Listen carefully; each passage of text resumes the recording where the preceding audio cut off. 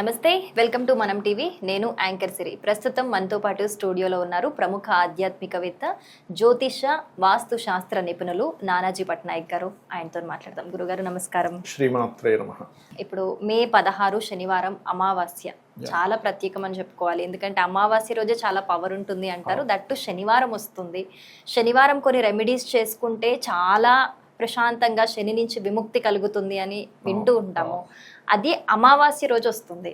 మరి ఈ ప్రత్యేకమైన రోజున ఎలాంటి పరిహారాలు చేసుకుంటే ఎవరెవరికి శుభ ఫలితాలు కలుగుతాయి? తప్పకుండా. ఫస్ట్ ఆఫ్ ఆల్ ఏంటంటే అమావాస్య పూజ అనేది ఉంటుంది. ఎవ్రీ మంత్ మనం చేయాలి, ప్రతి ఒక్కరు ఎవ్రీ మంత్ అమావాస్య. అది చేసిన వాళ్ళకి నేను అడిగినప్పుడు వాళ్ళకి ఎలాంటి ఫలితాలు దక్కాయి, ఎందుకంటే చాలా సంవత్సరాల నుంచి చెప్తూనే ఉన్నాను యూట్యూబ్లో. అడిగినప్పుడు వాళ్ళకి ఏంటంటే గతంతో రెగ్యులర్గా ఎవ్రీ మంత్ చేస్తున్నప్పుడు కలిగిన ఫలితం ఏమిటి అంటే, అంతకుముందు వాళ్ళు చెప్పడం ఎప్పుడూ ఏదో ఒక అనీజీనెస్ ఉండడం, ఇంట్లో ఎప్పుడూ ఏదో గొడవ జరగడం, రెస్పెక్ట్ లేకపోవడం, సొసైటీలో ఒక రకమైన జీవితం గడిపేవారు. ఎప్పుడైతే అమావాస్య నుంచి ఆ పూజ ప్రారంభించారో గుడ్ రిజల్ట్స్. ఎలా చేయాలి అంటే, ఇది పితృదేవతలకి చేస్తారు అండ్ లలిత అమ్మవారికి చేస్తారు ఈ పూజ. ఉదయం పొద్దున్నే నిద్రలేచిన వెంటనే కాలకృత్యాలు తీర్చుకొని ఇంట్లో నిత్య దేవతా పూజ చేసుకుంటాం. ఇంట్లో పంచోపచార పూజ ఉంటుంది కదా, గాయత్రి జపము. వాళ్ళ దీన్ని బట్టి కొంతమంది ఏదో గణపతి స్తోత్రం చదువుకుంటాడు, దీపం పెట్టుకుంటాడు. మీకుండే స్తోమతను బట్టి, మీకుండే అవగాహన బట్టి చేసుకోవచ్చు, తప్పేమీ కాదు. ఎందుకంటే ఇప్పుడు అమ్మవారు ఎలా ఉంటుందంటే, అమ్మవారి స్వరూపము, ఇప్పుడు చిన్న పిల్లవాడు ఉన్నాడు అనుకోండి, ఆ పిల్లవాడు స్పష్టంగా అమ్మని పిలవక్కర్లే, మా అని చిన్న అడుగు వినిపించిన వెంటనే పట్టుకుంటుంది. ఎందుకంటే వాడి దీనికి అమ్మ వెళ్ళిపోతుంది. అట్లాగే మనం ఏదో స్తోత్రం చదివితేనే భగవంతుడు వస్తాడు, మనసులో అలా అనుకుంటే రాడనుకుంటే తప్పు. మీకుండే వాళ్ళకుండే నాలెడ్జ్ని బట్టి, వాళ్ళకుండే అవగాహన బట్టి భక్తి శ్రద్ధ చాలా ముఖ్యం. అది చేసుకున్న తర్వాత 11 to 11:30 బిట్వీన్ ఆల్మోస్ట్ 12 మధ్యలో స్వయం పాకము అంటారు. అంటే బియ్యము, 2 రకాల కూరగాయలు, పప్పు, ఉప్పు, చింతపండు ఇలాంటివన్నీ కలిపి మీకు దగ్గరలో ఆలయంలో ఉండే పురోహితుడికి దానంగా ఇస్తారు. ఇచ్చేటప్పుడు ఏంటంటే దాన్ని స్వయం పాకం అని, మన చనిపోయిన వాళ్ళు ఉంటారు కదా, తాతలో ముత్తాతలో, వాళ్ళ పేరు మీద ఇవ్వాలి. ఎందుకు ఇవ్వాలి అంటే, అమావాస్య కానీ చీకటి పడ్డ తర్వాత కానీ కొన్ని నెగటివ్ ఎనర్జీస్కి శక్తి ఎక్కువగా ఉంటుంది. మనకి ఇప్పుడు మనం ఇలా ఉన్నాం, ఇక్కడ ఉన్నాము, ఇంకొక డైమెన్షన్స్ ఉంటాయి. ఇక్కడ పితృదేవత సంబంధించిన డైమెన్షన్ ఉంటుంది.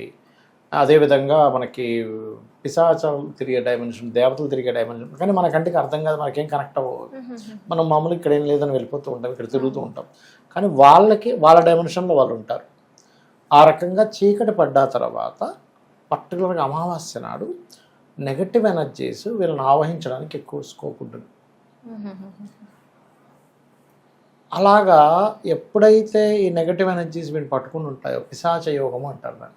పిశాచ యోగం పట్టిన వ్యక్తికి ఎలా ఉంటుందంటే, అతని మెంటాలిటీ చెప్తారని ఫస్ట్, ఏది చేయబుద్ధి కాదు, వ్యసనాలకు గురవుతాడు, ఖాళీగా అలా కూర్చుంటూ ఉంటాడు, రాత్రిప్పుడు తెలివేసి ఉంటాడు, పగలప్పుడంతా పడుకుంటూ ఉంటాడు, ఎవరికి రెస్పెక్ట్ ఇవ్వడు, అతను ఎవరికి రెస్పెక్ట్ ఇవ్వరు, అతనికి కూడా ఎవరు రెస్పెక్ట్ ఇవ్వరు. ఆ రకంగా లైఫ్ అదొక రకంగా వెళ్ళిపోతూ ఉంటుంది. అప్పుల బాధలు పెరిగిపోతూ ఉంటాయి, అంటే స్నానం చేయాలనిపించదు, కళ్ళంతా ఇక్కడంతా బ్లాక్ అయిపోతూ ఉంటుంది. ఇలాంటివన్నీ పిశాచ బాధల లక్షణాలు.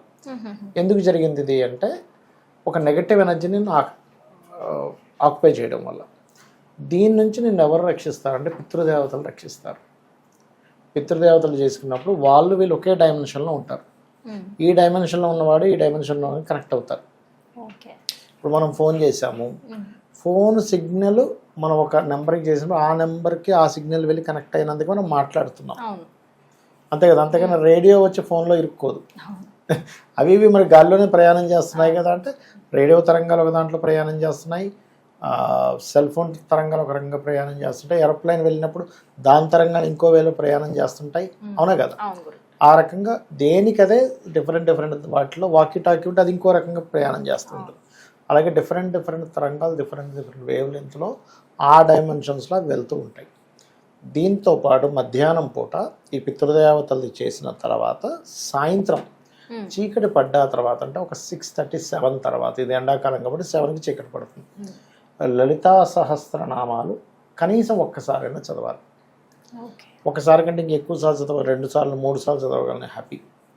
మీకేమవుతుందంటే సాయంత్రం పూట చేసేటువంటి అమ్మవారి ఆరాధన ఎక్కువగా స్త్రీ సంబంధించిన అంటే అమ్మవారికి సంబంధించినవన్నీ సాయంత్రం చేయాలి, పురుష దేవత అంతా పగలపూట చేయాలి. అది రూల్ అన్నమాట. అలా చేస్తే ఏమవుతుందంటే వీళ్ళ జీవితంలో ఏదైతే అమ్మవారి నామాలకి లలితా సహస్రనామాలకు ఉన్న శక్తి ఏమిటంటే, ఇప్పుడు మనం మనుషులు రచించినవి కొన్ని ఉంటాయి, లేదా దివ్య పురుషులు రచించినవి కొన్ని ఉంటాయి, ఋషులు రచించినవి కొన్ని ఉంటాయి. హయ్యర్ ఈజ్ దేవతలు రచించింది. లలితా సహస్రనామాలు మనుషులు రచించింది కాదు. అమ్మవారిలో నుంచి 8 కిరణాలుగా బయటకు వచ్చి వసిన్యాది వాగ్దేవతలని వాళ్ళు అమ్మవారి గురించి కీర్తించడం జరిగింది. అది చూడ్డానికి నామాలు, అందుకే లలితా సహస్ర రహస్య నామాలు అంటారు. ఆ లలితా సహస్ర రహస్యనామాలని చదువుతూ ఉంటే ఏమవుతుందంటే మీ యొక్క పూర్వజన్మల్లో ఎన్నో జన్మల నుంచి ఉన్న కొన్ని పాపాలు పుణ్యాలు కంటిన్యూ అవుతూ ఉంటాయి. అవన్నీ దగ్ధమవుతాయి. పాపాలన్నీ దగ్ధమైతే ఇక్కడ ఈ జీవుడు రిలీఫ్ వస్తారు. ఒకటేమో ఈ పితృదేవత చేయడం వల్ల వీటి నుంచి బయటపడతాడు, పూర్వజన్మ కర్మల నుంచి బయటపడతాడు. అప్పటి నుంచి వీరికి ఎప్పుడైతే ఆ కర్మలు పోయాయో సొసైటీలో కొంచెం పేరు రావడము, కొంచెం డబ్బులు రావడము, తాకట్లో పెట్టిన బంగారం కూడా కాస్త బయటికి తీసుకొచ్చి అంత స్తోమత పెరగడము, ఆరోగ్యం బాగుండడము, ఇంట్లో వాళ్ళతో రిలేషన్ సరిగ్గా ఉండడం. అలా ఉండేసరికి ఏంటి, ఇంట్లో భార్య ఒకటి అంటే వీడు ఒకటి అంటాడు. అంత పిచ్చి పిచ్చిగా ఉంటుంది. ఆ ప్రశాంతత అనేటువంటిది పొందుతాడు అమావాస్యకి చేయడం వల్ల. మరి గురువుగారు చదవలేని వాళ్ళు వినొచ్చు కూడానా పెట్టుకొని? వినొచ్చు. ఇప్పుడు చదవడం రాలేదు, చదవడం వచ్చే వరకు వినొచ్చమ్మా, తప్పేం కాదు, చక్కగా వినొచ్చు, అందులో ఎటువంటి సందేహం లేదు. ఇక్కడ ఏంటంటే మీరు వింటున్నారా చదువుతున్నారా అని కాదు, మీరు నమ్ముతున్నారా లేదా ఈజ్ మోస్ట్ ఇంపార్టెంట్. మీరు ఎంతవరకు నమ్ముతున్నారు, దేవత ఉందని ఎంతవరకు నమ్ముతున్నారు. మీరు ఒక పూజ ప్రారంభించినప్పుడు కూర్చుంటాం కదా పూజ గదిలో, శుక్లాంబరధరం విష్ణు కంటే ముందు ప్రాణప్రతిష్ఠా మంత్రం చదువుతాం. ప్రాణప్రతిష్ఠ మంత్రం చదువుతాం అంటే ఆచమనము అవన్నీ ప్రాణాయామాలు చేసిన తర్వాత ప్రాణప్రతిష్ఠ మంత్రము, ఆవాహన మంత్రం చదవగానే దేవత వస్తుంది అక్కడికి. మన మాంసనేత్రానికి కనబడదు కానీ మన కుడి వైపు ఇక్కడ నిలబడుతుంది ఖచ్చితంగా. మనం చేసే పూజాది కార్యక్రమాలు గమనిస్తూ ఉంటుంది. వీడు సెల్ ఫోన్ చూస్తూ చేస్తున్నాడా, మనసులో ఏదో ఆలోచిస్తూ చేస్తున్నాడా, ఎంత శ్రద్ధ పెట్టి చేస్తున్నాడు, ఎంత భక్తిగా చేస్తున్నాడు, దాన్ని బట్టి ఆవిడ ఫలితం ఇవ్వడానికని వస్తుంది. అసలు ఫలితం ఇచ్చే యోగ్యత లేకుండా చేసడం వచ్చింది వెళ్ళిపోతుంది, అంతే, వస్తుంది వెళ్ళిపోతుంది. ఎందుకంటే అక్కడుండే దాన్ని బట్టి ఉంటుంది. శ్రద్ధ ముఖ్యం. శ్రద్ధ, భక్తి, విశ్వాసము ఇవి చాలా ముఖ్యం. ఆ ఒక్క 10 నిమిషాలు చేసే పూజ కనుక భక్తి శ్రద్ధగా చేస్తే మీరు పెట్టిన నైవేద్యం తీసుకుంటుంది, మీరు పెట్టిన నమస్కారం కూడా తీసుకుంటుంది. లేకపోతే మీరు పెట్టిన నమస్కారం కూడా తీసుకోదు ఆవిడ. దేవతలు రుణపడి ఉండవు అన్నమాట. మనం ఏదైనా ఇస్తే తీసుకుంది అంటే అది రుణంగా ఉంచేసి అయ్యో ఇది రుణపడిపోతానని వెంటనే మనకి ఇచ్చేస్తుంది. మనమే దేవతలకు బోల్డంత రుణపడి ఉంటాం. కాబట్టి ఇది చేస్తే ఖచ్చితంగా రిలీఫ్ అనేటువంటిది వస్తుంది. చాలా మంచి పరిహారం చెప్పారు గురుగారు, ధన్యవాదాలు. శ్రీమాత్రే నమః.